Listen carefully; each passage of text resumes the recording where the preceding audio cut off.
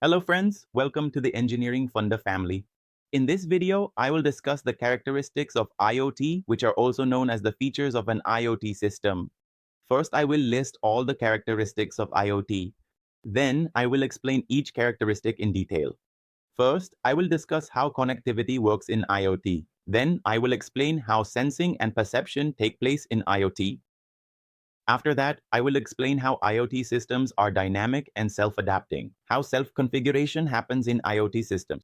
After that, I will explain how we can implement interoperable communication protocols in IoT systems. Then, we will discuss the unique identity of each device in IoT systems. After that, I will explain to you how heterogeneity exists in IoT systems. And finally, I will explain how this information is integrated into the network.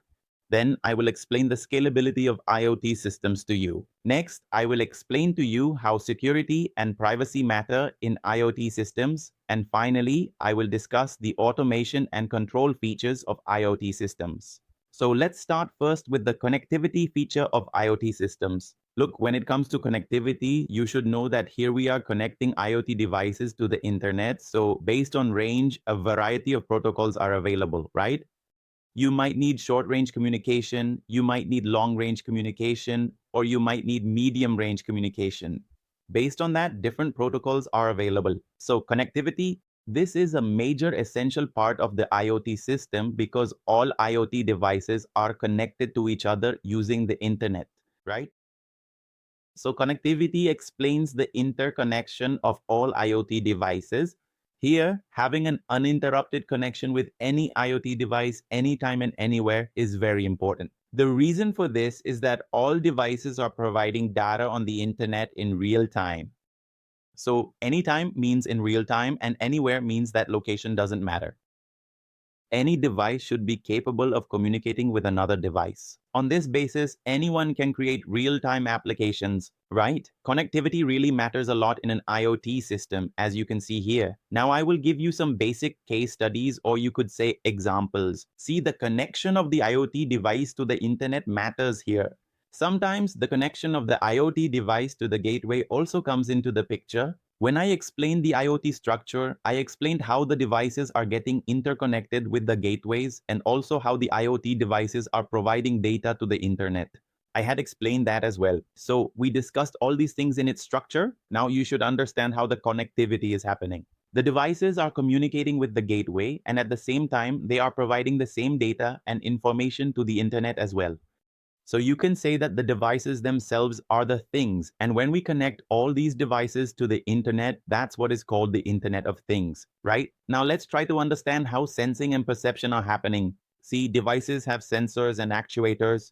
When it comes to sensors, they are used to sense a physical entity. For example, if you want to measure temperature, you will have a temperature sensor. If you want to measure moisture, you will have a moisture sensor. If you want to measure speed, you will have a speed sensor. In the same way, various types of sensors are integrated into embedded systems. To respond correctly and according to the situation, you will have actuators. But to respond according to the situation, there needs to be some perception. So that perception can be created, which is based on algorithms and programs, right? So the algorithms and programs that are available on the IoT cloud, as well as those that can be developed on the internet, form the basis for creating perception. Perception means that if you are given some input, then based on that input, what should be the response of the given system? So to provide a response, we will have actuators, right? So look here. IoT devices have sensors, actuators, and embedded systems where sensors will sense the data, or you can say they will sense the physical entity. A physical entity can be anything. You will sense the data according to the requirement. Actuators will provide real-time responses. Now, I will explain to you about dynamic and self-adapting IoT systems. See, an IoT system should be dynamic and it should be self-adapting. Why? The reason is, with respect to the situation, the device will have to adapt itself. Let me give you an example. See, for example, if you talk about a camera, during the daytime, the camera will function in normal mode, but at night, the mode should automatically change, right? So in that night vision mode will be available, but it should be adopted automatically. there shouldn't be a need for manual control for this, right? So in the same way, an IoT system should be dynamic and self-adaptive. Let's understand this in more detail. Look here, adaptability according to changing context is very essential. So there should be adaptability based on the context. For example, it could be based on operating conditions. It should be based on the user's context, and it can also be based on sensed environment. So these are the contexts on the basis of which adaptability should be present in an IoT device, right?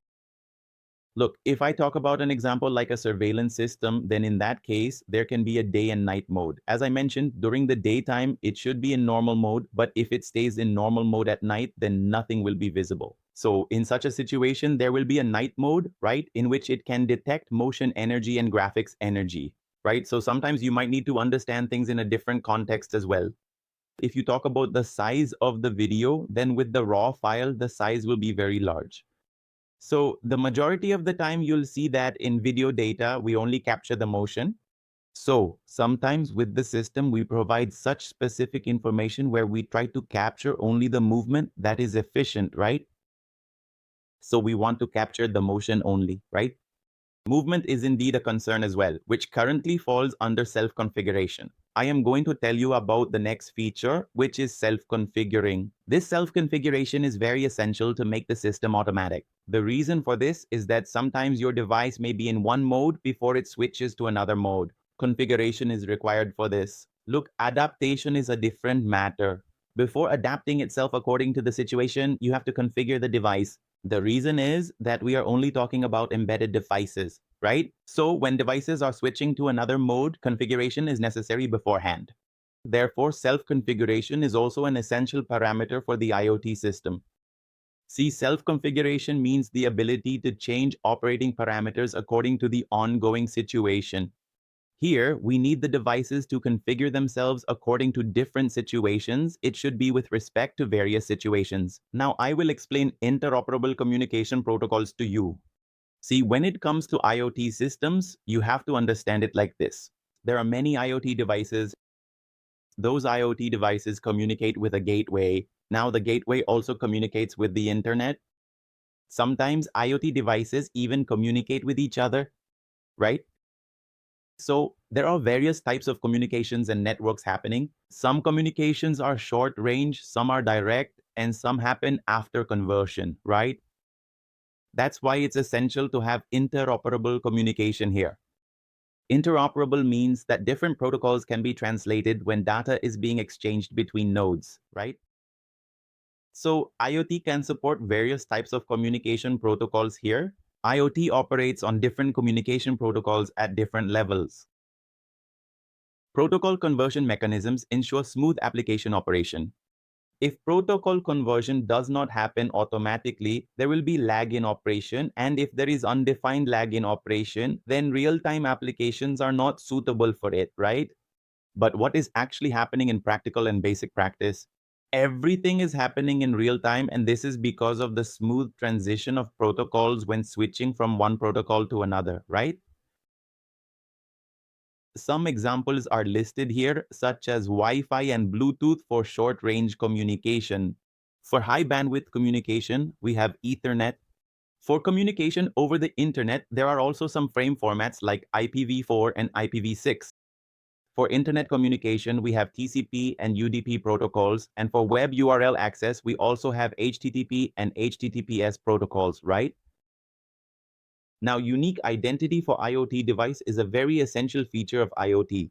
See, with every device, with every IoT node, or you can say with every IoT device, there is a unique identity number, and based on that number, the device can be identified, right? For example, if you talk about internet communication, you'll see that IoT devices can also communicate over the internet. So for logical addressing, we need the IP address of that device. For physical communication, the device has a MAC address, and for website-based communication, there can be a URL identification number. Similarly, when it comes to communication over the internet, having a unique identity is essential, right? So the unique identity associated with each IoT device is also referred to as a unique identifier. And as I mentioned, these could be IP addresses or URLs, right? These are basic examples of that. Here, IoT devices have intelligent interfaces within the IoT ecosystem, and such intelligent interfaces are only possible when they know whom to communicate with and who is currently communicating right now. And all of this is based on unique identity. You can say that this is its name, like a pan, right? See, by using unique identity, the following issues can be solved, such as query the devices, monitoring their status, or controlling them remotely. So if you want to perform any of these tasks, you must have a unique identity number, right? Now let's move on to the next feature, which is heterogeneity. See, heterogeneity explains the kinds of differences that exist in devices, protocols, and networks. Look, some networks are small, some networks are huge. In some regions, the number of devices may be low, while in other regions, there may be a lot of devices. In some regions, communication may happen over short distances, while in others, it may be over large distances.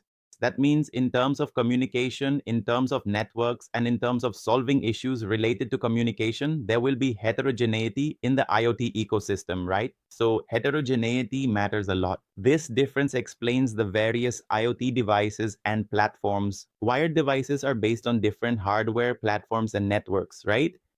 And on this basis, you can say that there is heterogeneity here, and it is also necessary. Look, if you talk about Surat city in Gujarat, this small town has a population of 60 millions to 80 millions, right? But if you go somewhere in Kerala, say in Munnar, you'll see that the population density there is very low. All right. When it comes to IoT operations, there should be diversity in it. This operation takes place in Kerala. The same operation can happen here in Surat, and it can also happen somewhere in Canada. The reason for this is that IoT follows diversity.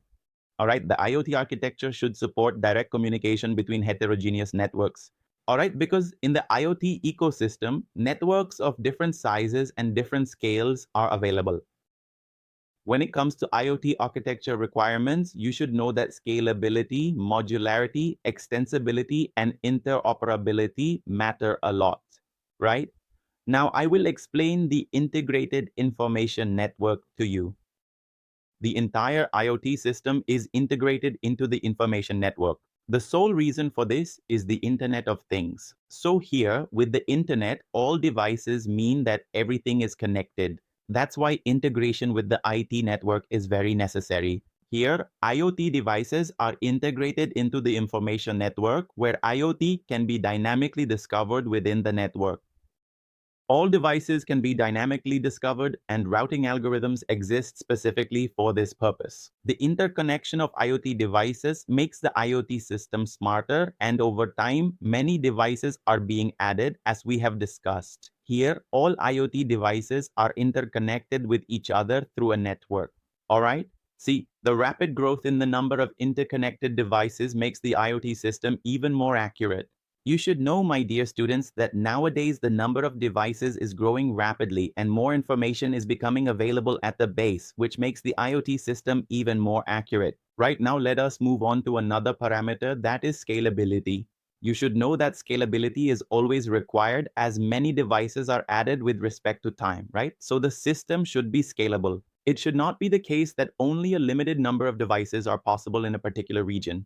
It should be scalable. There can be fewer devices or there can be more. Scalability is always required. So in the IoT ecosystem, the number of interconnected devices is growing rapidly.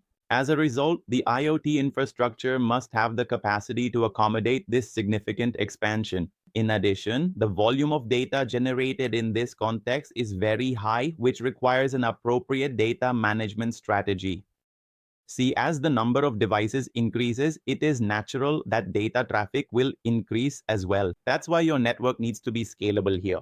Otherwise, if the data traffic cannot be handled here, then in that case, the devices will not be able to communicate with each other. That's why scalability is absolutely essential. Next is security and privacy. See, as the number of devices increases, everything is available on the internet, so security is a major concern. Privacy is also a major concern.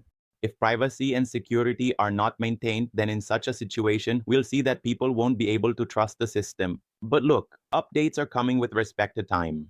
Security protocols are changing with time, and nowadays, systems are becoming even smarter in terms of security and privacy, right? So IoT security and privacy are the most critical issues, right? This is a major issue, you could say, and this is exactly what major companies are resolving through updates. Nowadays, features like encryption, authentication, and regular updates are essential in today's time, right? This is very essential. Why with respect to time?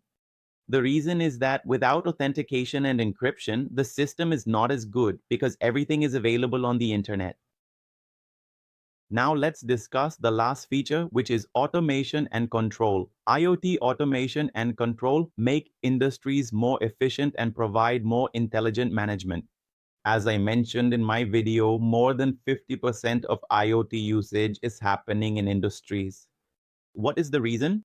Because of IoT, industries are becoming more efficient and more intelligent, right? Due to automation, IoT can autonomously perform certain tasks.